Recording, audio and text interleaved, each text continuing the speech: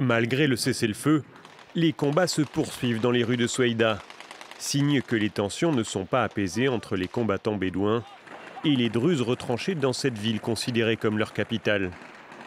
Depuis jeudi, des groupes de combattants sunnites avaient rejoint la province à l'appel de leurs alliés bédouins et ne semblent répondre qu'à la volonté de prendre la ville.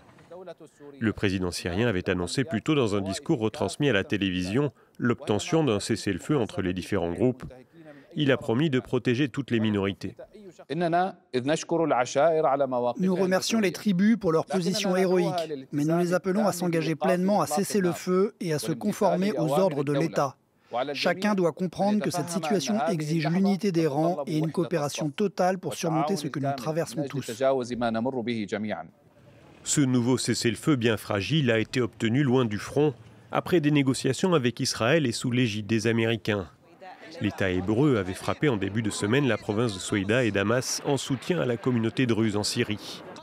Pour faire respecter cette trêve, Israël a également donné son feu vert au retour des forces gouvernementales dans la capitale des Druzes. La situation humanitaire y demeure critique avec un afflux de blessés et morts à l'hôpital. Sans compter que le conflit est loin d'être résolu. Des combattants venus des confins de la Syrie se sont rassemblés à Damas, prêts à en découdre. Notre problème n'est pas d'entrer à Soueïda, de détruire et de frapper.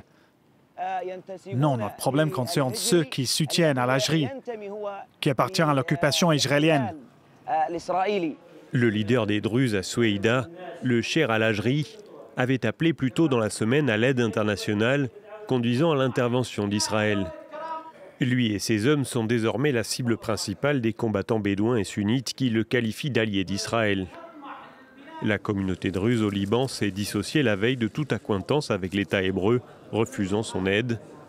Depuis le début des affrontements, près de 80 000 personnes auraient fui la région.